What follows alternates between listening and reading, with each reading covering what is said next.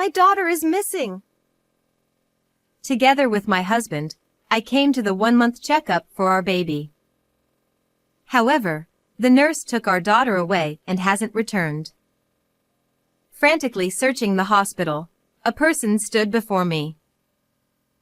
You need to escape too. To my surprise, it was the nurse who had taken charge of our daughter. She forcefully grabbed my arm and started running. She seemed frightened by something. Wait! Where is my baby? In response to my question, the nurse revealed a truth I didn't know. And I realized the true meaning behind her actions, leaving me stunned. Little did I know that this was just the prelude to the nightmare I would experience later. At 28, I gave birth to my daughter Maria and was on maternity leave. My husband, Nicholas, a senior bank employee, and I were very close. I love everything about you.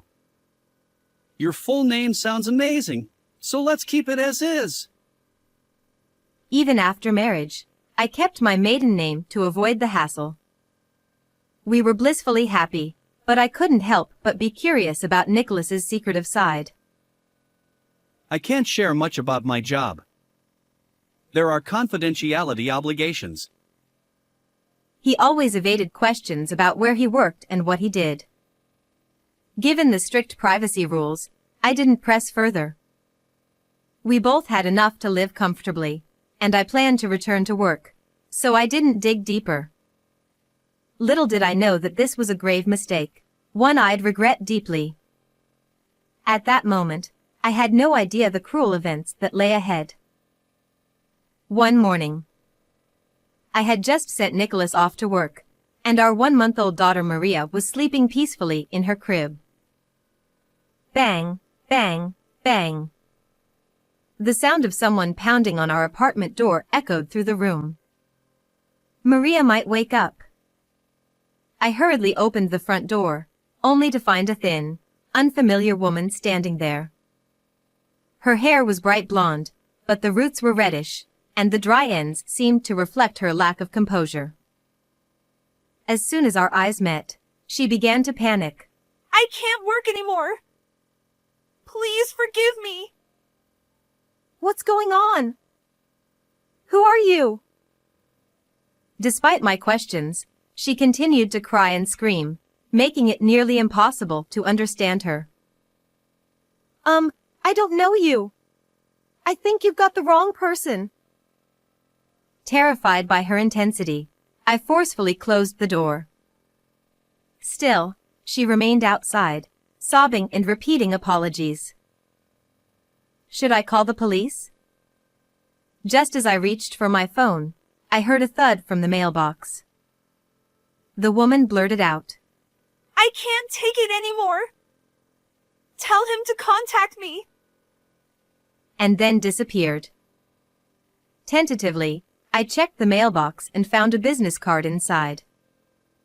On it was the name of a place where a man and a woman might have drinks together. Could it be, was Nicholas having an affair? Did that woman confront me because of him? For a moment, those thoughts raced through my mind, but I quickly dismissed them. Nicholas would never do such a thing. Still, I couldn't shake the unease all day, and eventually, I had to ask him. He's always coming home late, but he wouldn't be seeing someone else, right? That night, when he returned from work, I cautiously broached the subject without mentioning the woman's visit. Nicholas seemed genuinely surprised. What's going on? Why the sudden question? I just wondered if you were getting tired of me. It was just a passing thought. What are you talking about? I'm head over heels for you. I don't talk to other women in private. He smiled gently and hugged me. Yes, that's right, the woman must have visited the wrong house. Relieved, I still couldn't bring myself to show Nicholas her business card or throw it away. Instead, I tucked it into the kitchen drawer. About a week later, something happened. Nicholas had taken a day off, so we went together for Maria's 1-month checkup. After checking in at the hospital, our assigned nurse arrived promptly. She was about my mother's age and had a name resembling that of a certain movie heroine. Wow, how unusual. As I admired her, the nurse looked surprised for some reason and swiftly took Maria from my arms. Let's weigh the baby. Before I could respond, she hurriedly left the room. However, 15 minutes passed, then 20, and still no sign of the baby. Why was it taking so long?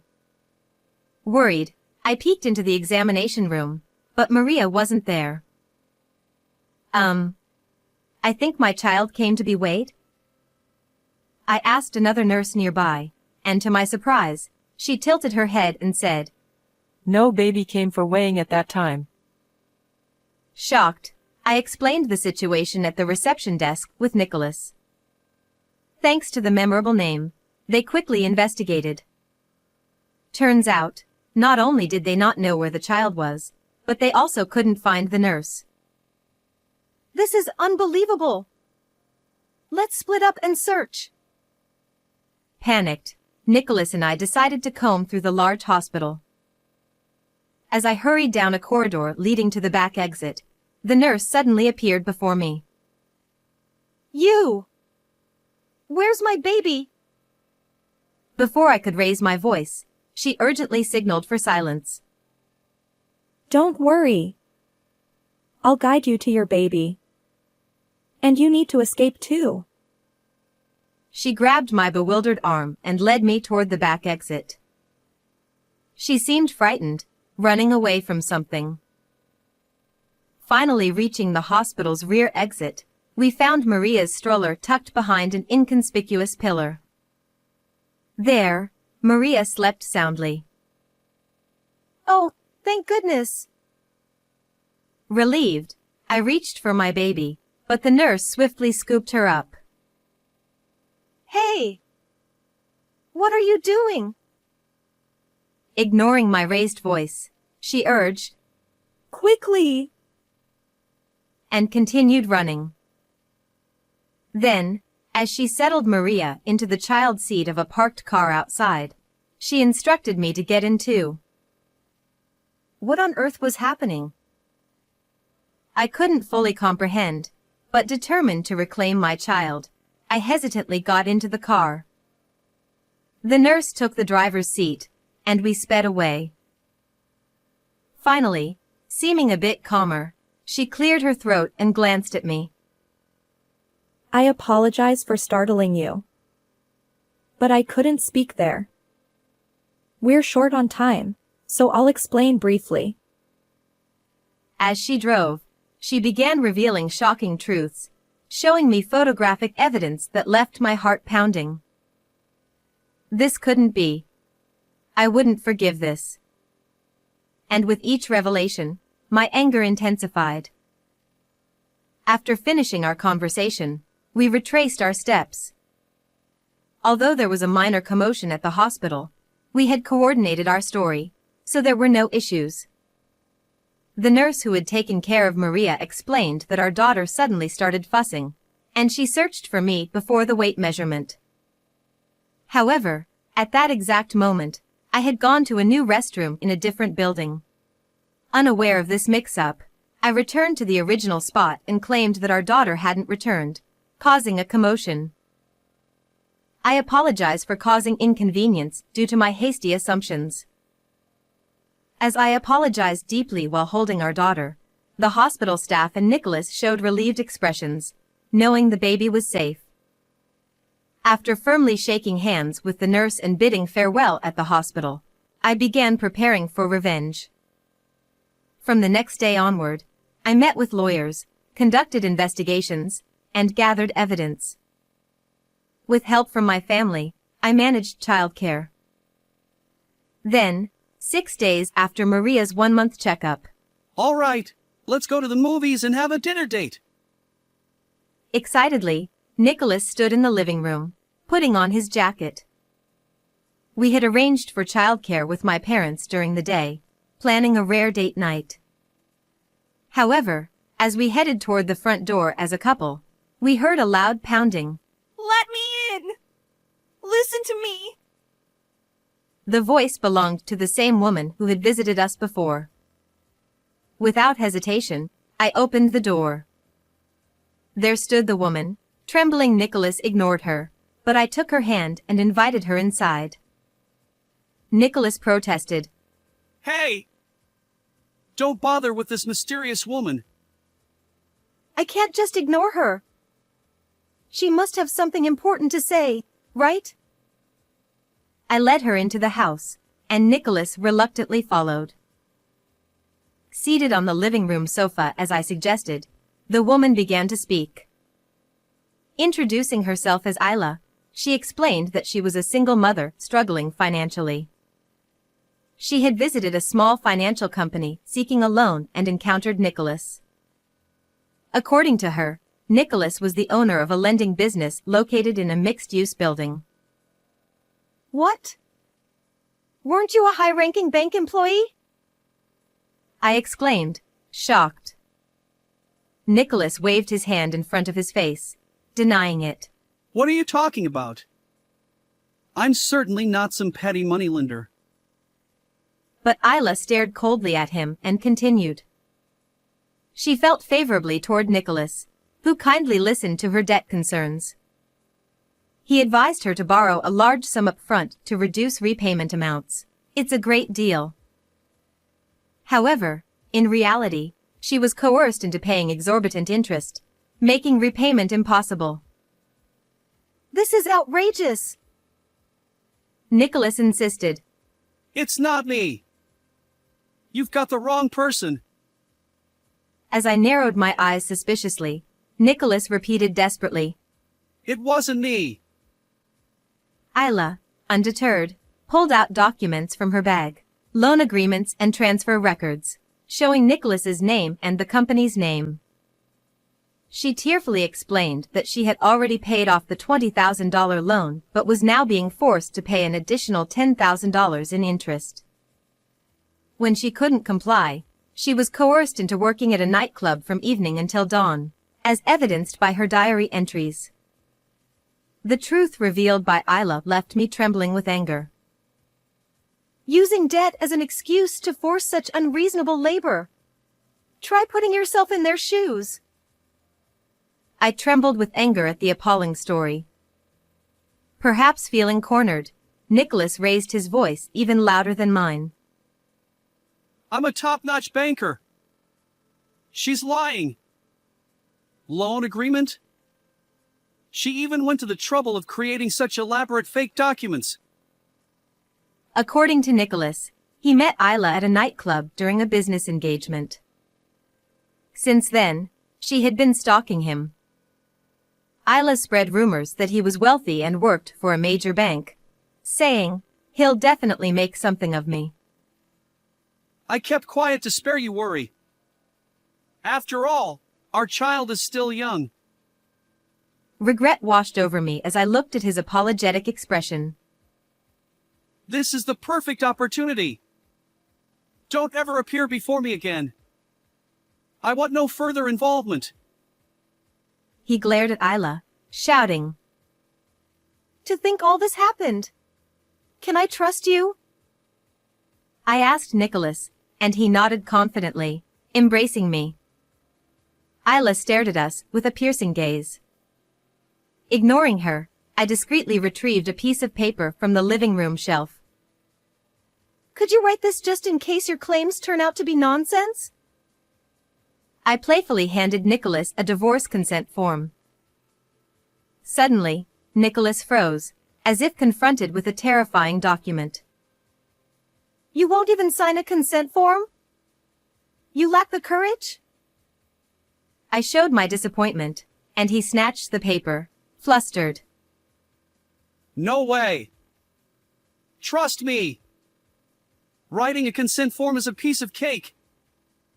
I hesitated because I thought that would satisfy you. He laughed, swiftly signing the document and returning it to me. Believe in me. He thumped his chest confidently. Unable to contain myself, I burst out laughing. We did it! Success! I cheered, high-fiving Isla.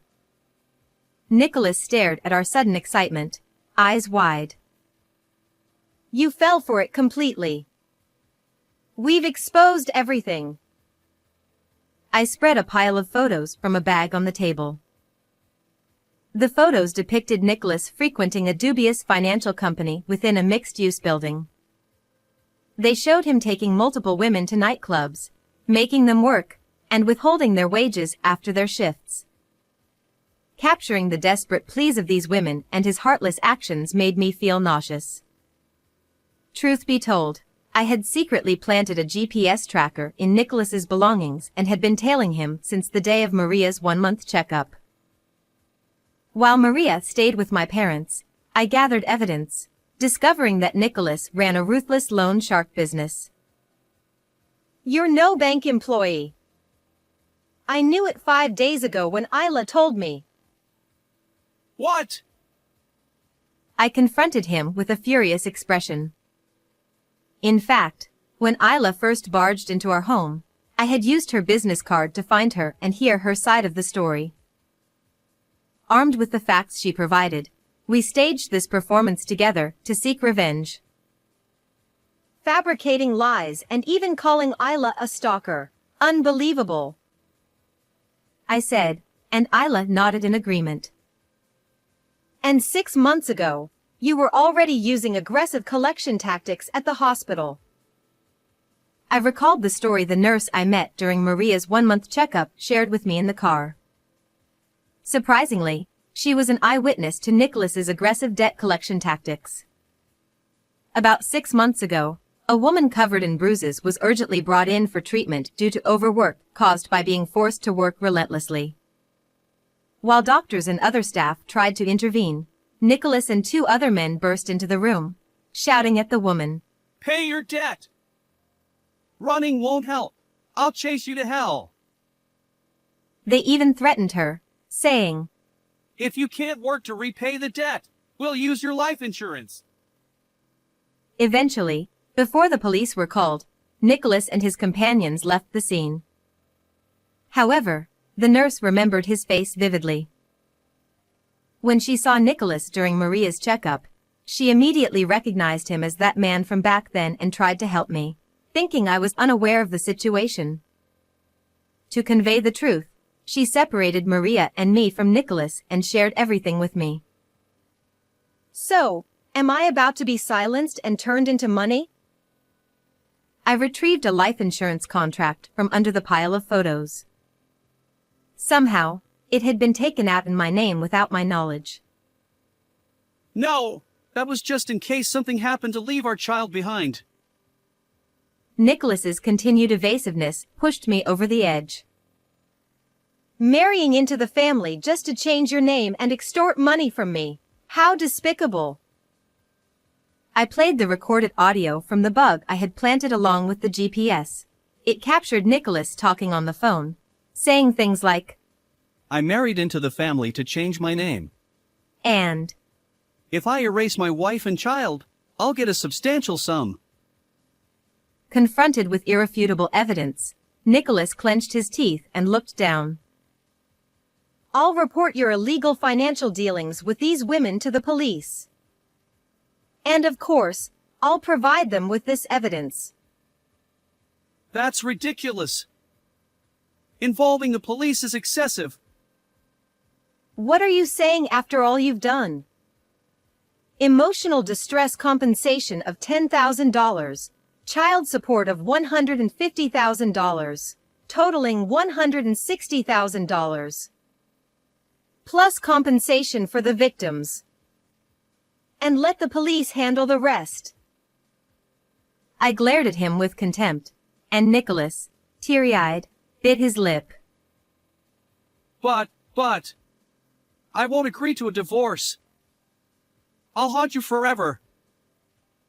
Nicholas seemed determined to harass me as a last resort. He flailed like a child, throwing a tantrum. However, I had the signed consent form. Well, it's too late for that. I fluttered the paper, declaring victory. Seeing this, Nicholas seemed to remember that he had signed it. His face paled, and he slumped, defeated. In the meantime, sirens sounded in the distance, and a police car arrived. While Nicholas and I argued, Isla had called for help. Nicholas, thoroughly dejected, was dragged off to the police station. Subsequently, Nicholas faced various charges. It became clear that he had extorted money from numerous people and forced them to work. Even the police officers interrogating him were furious. He was sweating and tearful during questioning. In court, the prosecutor pointed out his actions repeatedly, likely leading to more tears. The lawyer said, He'll spend years paying for his crimes in a dim room, and the compensation could amount to hundreds of thousands of dollars. Even if he gets released, he'll work tirelessly to repay his debts. Unfortunately, Nicholas only has money-minded associates. No one will help him. He'll face it alone. On the other hand, I promptly divorced him and began a new life with my daughter. Taking care of the baby was enjoyable, especially preparing her meals. I studied diligently, reading books and sharing my experiences on social media. My popularity grew, and I even published a recipe book. Plus, I got a little friendly with a male editor my age. He's dedicated to his work and great with kids. If things progress between us, I'll share with you more in the future. How did you like this story? Don't forget to subscribe to my channel. Until next time.